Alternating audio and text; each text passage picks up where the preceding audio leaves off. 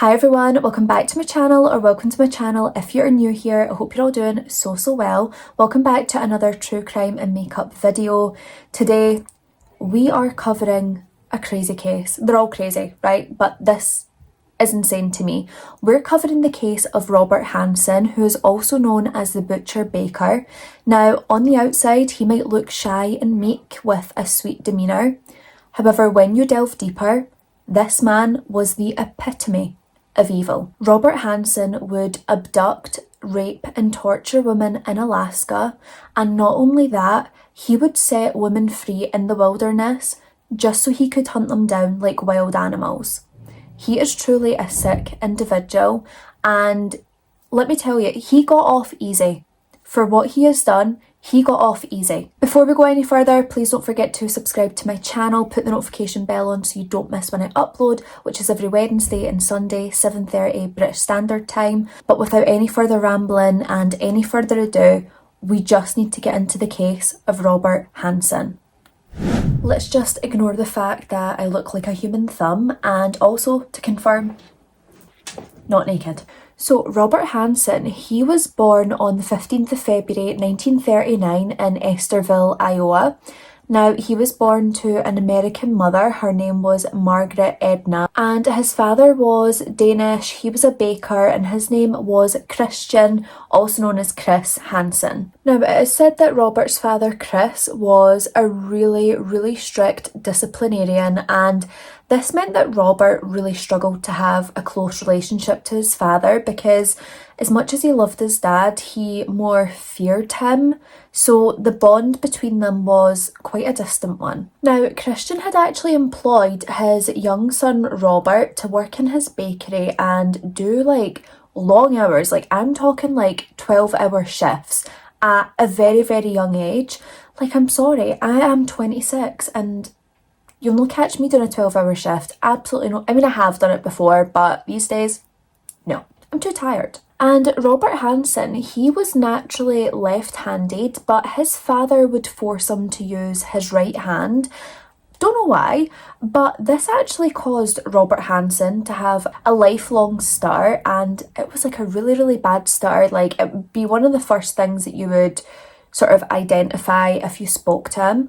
And I never even knew that this could cause a stutter, like the coordination side of things. Like, if you know more on that, please let me know, because that baffled me. Throughout his school years, Robert was described as painfully shy. Like, he found it really hard to speak to anyone. And on top of this, at one point, he had like severe acne, which made his shyness even worse, like really debilitating. And it was such a shame. Like, boys would mock him, and any girls that he liked and tried to speak to would reject him and mock him. It was just such a horrible time for him, and like, I can sympathise with him at this point because acne is out of your control. Like, it's not because you're dirty, it's not because you're unclean, like, it is literally out of your control. And to be mocked by something like that when there's not really anything you can do about it is devastating.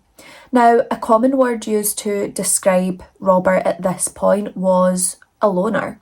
He was a loner. No one really associated with him, and he never really tried to associate with anyone else after this point because of the mocking and the rejection that he was constantly facing.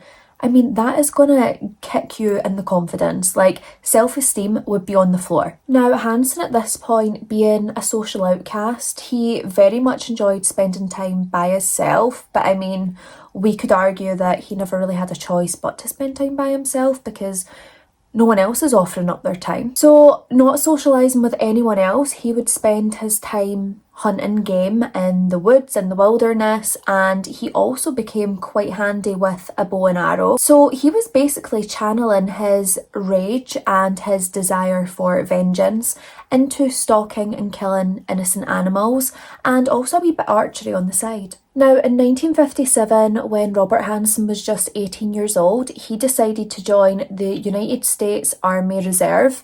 And the reason that he wanted to join was to basically leave his troubled childhood behind and to hopefully make something of himself, something that he can be proud of and his family can be proud of.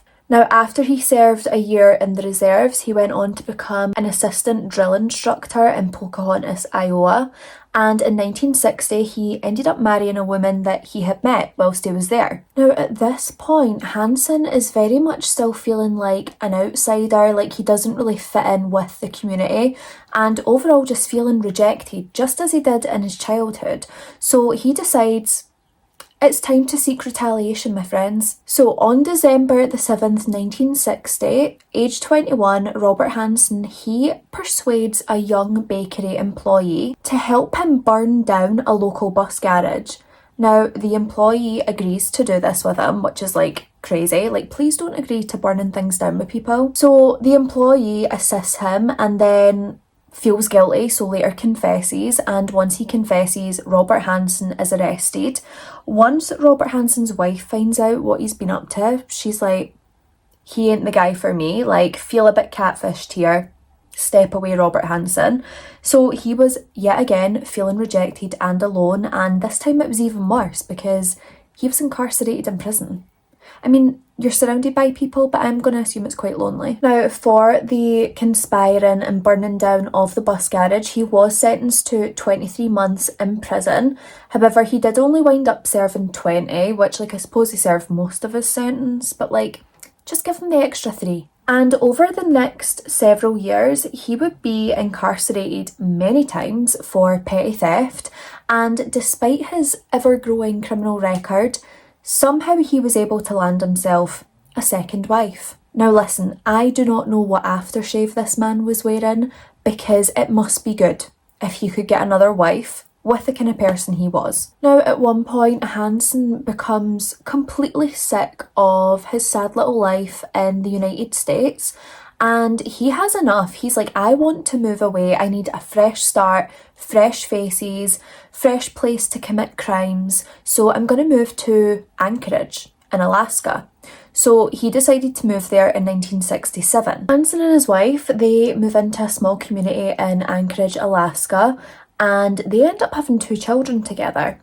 Now, surprisingly, they were able to settle into their own quiet little routine, and Hansen was actually very well liked in the community. He was a respected businessman, he had opened his own bakery, and people liked him. And he did not know what to do with himself. He is not used to this life. Now, in December of 1971, Hansen would be arrested on 2 separate occasions. So the first occasion, he was arrested for abducting and attempting to rape an unidentified housewife. And his second arrest was actually for raping a sex worker. So he pleaded no contest to assault with a deadly weapon in the former offence. And then the rape charge was actually dropped as part of a plea bargain. So Hansen was actually sentenced to 5 years in prison. However, after 6 months, 6 months, he was released to like a work release program and placed in a halfway house. So he literally took no responsibility or accountability for the horrendous crimes he has already committed. Now, I suppose at this point, what police haven't discovered or realised is the fact that Robert Hansen started murdering somewhere between 1971 and 1973. Now, because all these other horrendous crimes that he's committing, he's getting away with them. So he's just gaining more confidence that he can just get away with whatever crime that he commits because there's not really any consequences or repercussions from them. Now, in 1976, Robert Hansen had actually pled guilty to larceny after he stole a chainsaw in Anchorage from a Fred Meyer store. So he held his hands up to that crime at least, but that's about it. And for this, he was sentenced to 5 years in prison, and whilst in prison, he was required to receive treatment for his bipolar disorder. So at least he was getting some help at the time of his incarceration. Now, the Alaskan Supreme Court, they actually went on to reduce Robert Hansen's sentence, and they just said, time served, out you go. How can you reduce it to time served? Like, please stop that. So, on the 13th of June 1983, Robert Hansen had offered 17-year-old Cindy Paulson $200 to perform oral sex on him.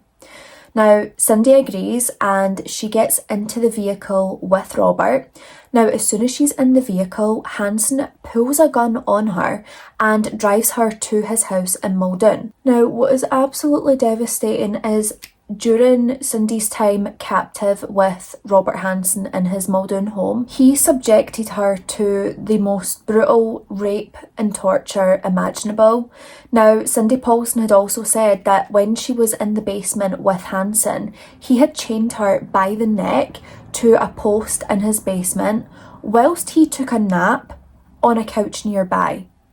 He's just napping away and this poor young girl has suffered rape, torture and is now chained by her neck. Now, once Robert had awoken from sleepy time, he took Cindy and put her in his car and he drove her to Merrifield Airport.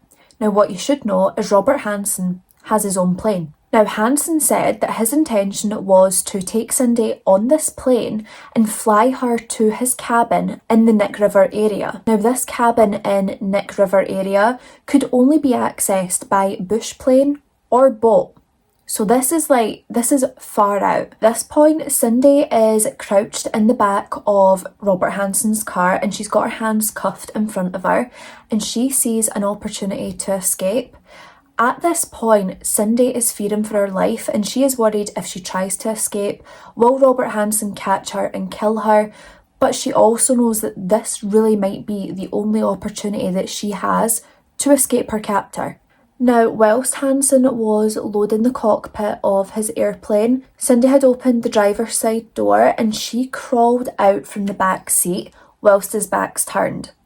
Now, Cindy, she takes off running towards 6th Avenue, which was nearby, and before she actually got out the car, she left her shoes behind. So there was evidence that she was there, which is such smart thinking, especially in that situation where it's like life or death. She still thought, you know what, I need evidence that I was here, I'm going to leave my shoes. Clever girl. Now, soon after, Hansen realises that Cindy has escaped and he starts to panic because he's like, oh my god, this could be it, I'm going to get caught. So he begins chasing Cindy. However, Cindy, once she reached 6th Avenue, she was able to flag down a truck driver. This truck driver pulled over as soon as he seen Cindy's dishevelled and panicked appearance. So Cindy gets in the truck with this driver and he drives her to Mush Inn. Now, as soon as they got to the inn, Cindy jumped out of the truck and she ran into the inn immediately and she had begged and pleaded with the clerk to call her boyfriend. Now, the truck driver who picked up Cindy, he continues on his way to work. On that drive to his work, he phones the police and obviously informs them of the situation that's occurred. So the Anchorage police, they arrive at the Mush Inn where they're expecting to meet with Cindy, take a statement, find out what happened to her, get her some help, of course. However, when they arrive there, the clerk advises them that Cindy had actually got in a cab to go to the Big Timber Motel, which is where she was planning to meet her boyfriend. So the Anchorage Police Department, they head over to the Big Timber Hotel where they find Cindy alone in room 110, still handcuffed. The police then, of course, take Cindy to the Anchorage Police Department so they can get a statement from her, a description of the man who did this to her, and hopefully be able to identify her captor. Now, immediately, Robert Hansen fit the description that Cindy provided to the police. She was able to describe his stutter that he had, how he looked. She was able to identify his plane.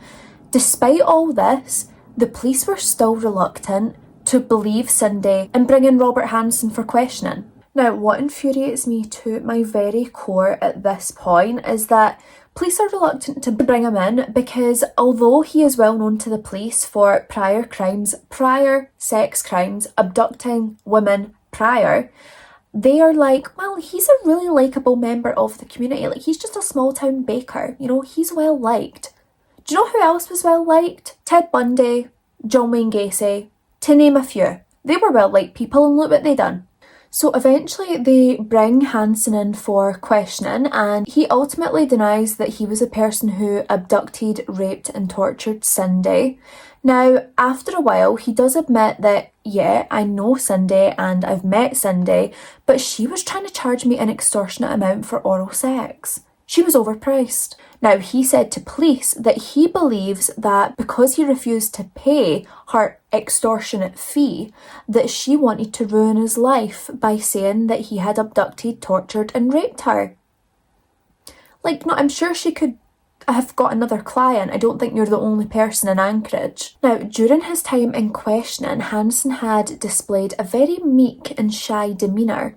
Police thought, there's no way this kind of little shy guy could have done this.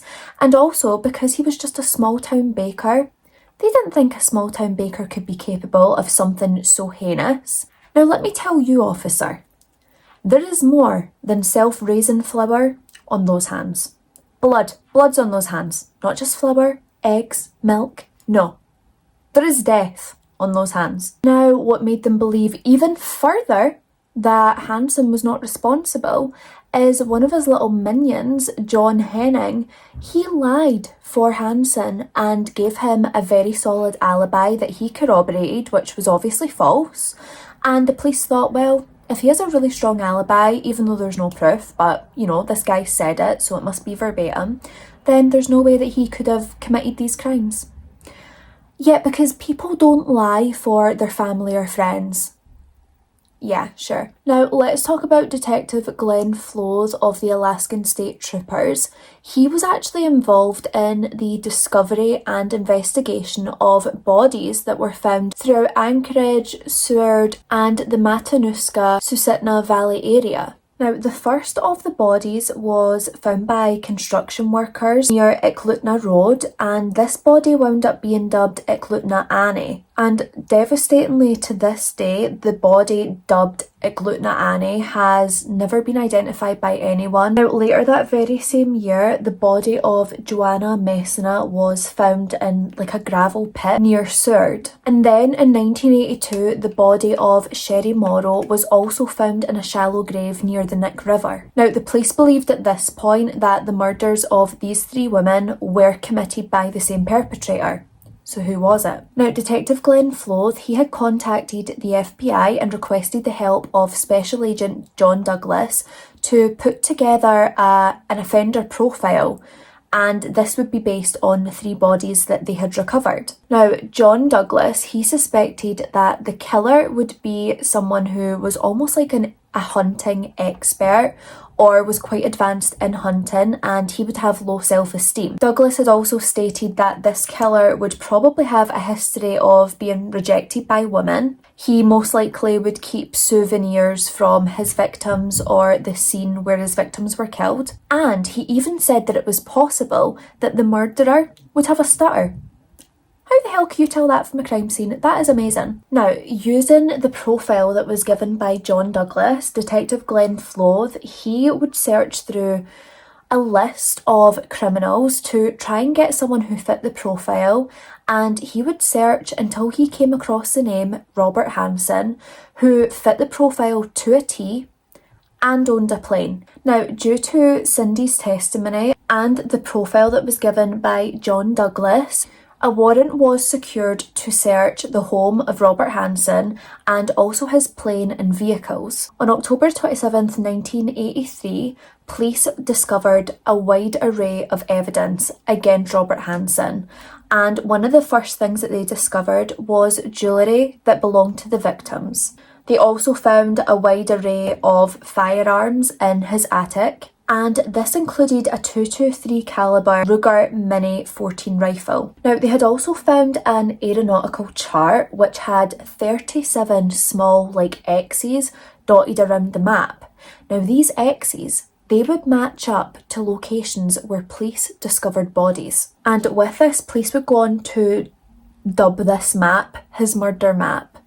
And crazily enough, this would only be the very start of the disturbing evidence that they would find. So in the beginning, as all killers do, they try and say that they have no involvement with the crimes committed. He had nothing to do with the murders, he knew nothing of them at all. However, then he slowly starts to change the narrative, and he tries to blame the women to justify his actions against them. Once Hansen was confronted with different items of evidence, he would gradually confess to each count as the evidence was presented. Now, he admitted to a spree of attacks on Alaskan women since 1971. It's said that Hansen's earliest victims were between the ages of 16 and 19, and they were not sex workers or erotic dancers. So, as we briefly said earlier, in the town of Anchorage, Hansen's known as a well-respected business owner who keeps himself to himself but overall is well-liked, and he was also known for his skills in bow hunting with a bow and arrow. Now, Hansen had a den in his home which he decorated with hunting trophies, so he had like animals mounted up on the walls, and he had even set a few bow hunting records, so obviously this is an area that he is very skilled in. However, the most sinister thing that would be in Hansen's house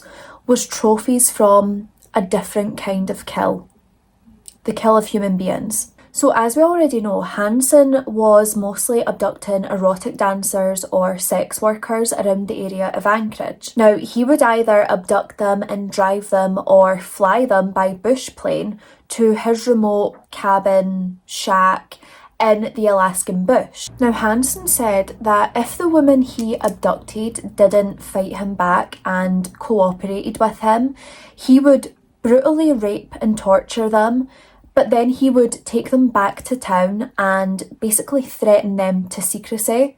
So some women he was letting go as long as they didn't fight him back. However, if there was any woman who fought back and did not obey his commands or comply with his requests, he would do something to them that I think you could only encounter in a nightmare or a horror film. Now, in the wilderness alongside Nick River, Hansen would set the women free, right? He would give them an ounce of hope that they might actually be able to escape him and make it out of this situation alive. These women would take off and run for their lives, and Hansen, he just enjoyed the chase. This was all part of his sick and twisted plan. He would let the women run with the belief that they might get away, but he was using his hunting and tracking skills to track down these women. Now, these chases that the women were forced to partake in, they would last either hours or they could last several days. It just depended on if Hansen wanted to go slower or quicker with the chase. Now, when he located these women and caught up to them, he would shoot the women like they were game, like they were wild animals. Now, he said that he loved to watch women endure this form of torture where it's slow and there's hope, and then suddenly he takes it away from them. Now, whilst hunting these women, Hansen was armed with a hunting knife, which is terrifying in itself, and he was also armed with a .223 caliber Mini 14 rifle, and it was usually the rifle that he would use to kill his victims when he caught up to them. Now, once Hansen had been confronted with the evidence held against him, he did admit to murdering 17 women and raping 30 others throughout Alaska over a 12-year period. Now, yet again, he gets a plea bargain, and part of this plea bargain is that he is only convicted of 4 murders out of the 17. So he was convicted of the murders of Sherry Morrow, Joanna Messina, Klutna Annie and Paula Golding. He was also charged with the rape and the kidnapping of Cindy Paulson. Now, it is believed that Hansen may have actually murdered over 20 women, but, you know, they're just letting him off with plea bargains left, right and centre, so who knows? Now, in exchange for his reduced sentence, Robert Hansen had agreed to help the police locate the remaining bodies that were plotted on his murder map. Now, unfortunately, to this very day, 5 of those bodies have still not been located, and Hansen has took the secret locations of these bodies to his grave. Now, Robert Hansen was sentenced to 461 years plus life in prison in 1984, and this would be without parole. Now, he was imprisoned in Spring Creek Correctional Centre in Seward, Alaska, where he would go on to die in 2014. Now, in a lot of the reporting that is done for the crimes of Robert Hansen, the names of his remaining victims are rarely listed, so I'm just going to go through the names of the victims who are known or are suspected to be victims of Robert Hansen, because they are just as important, and the fact that they're not always mentioned breaks my heart. So I'm just going to read through them now. If I can find photos of these young women, I will absolutely insert them, but if there's no photos there, I've not been able to get any photos of them. So the women who I would like to remember in this segment of the video are 18-year-old Celia Beth Van Zatnen, 17-year-old Megan Siobhan Emmerich, Mary Kathleen Thill, aged 22, 24-year-old Roxanne Eastland, 41-year-old Lisa Futrell, 24-year-old Andrea Mona Altieri, Sue Luna, who was 23, Robin Pelkey, who was 19, Delyn Renee Frey, who was 22, Millie Larson, 28, Teresa Watson, 22, 24-year-old Angela Lynn Federn, and Tamara Pedersen, 20. I just feel like it was really important to go through all the names that we know so far, just to shed light on those women as well, and, you know, hopefully get them a bit of justice too. It breaks my heart that this man got away with so much, and he wasn't even convicted for as much as he should have been, and I just find that wrong on so many levels. Like, I get the whole plea agreement and things like that, but you know, this plea bargain that he got that got him a reduced sentence, there's still 5 bodies of young women that's outstanding because he never held up his end of the deal, yet they held up theirs. So my loves, that is the end of another true crime and makeup video. I really hope this case was interesting and that I've been able to do this case some justice for the victims we've mentioned today. Please remember that there is still 5 bodies outstanding that belong to this man, and I just send prayers to them and their families, and I hope that one day they can be recovered. Please remember, if you do enjoy my videos, to like, comment and subscribe. Please put the notification bell on so you don't miss when I upload, which is every Wednesday and Sunday at 7:30 British Standard Time. It would mean the world to me if you could share my page or share a video with, you know, a friend, a family member, or on your social media pages where there might be other people who enjoy true crime and makeup, because I really want to grow this channel. In the description below you will find my Instagram and TikTok linked, along with all the products that I've used on my face today if there is anything that you wish to pick up or just have a look at. But that is it for today's video. Be a good person, don't be a bad person, stay safe, look after each other, and until the next time, I'll see you later. Bye!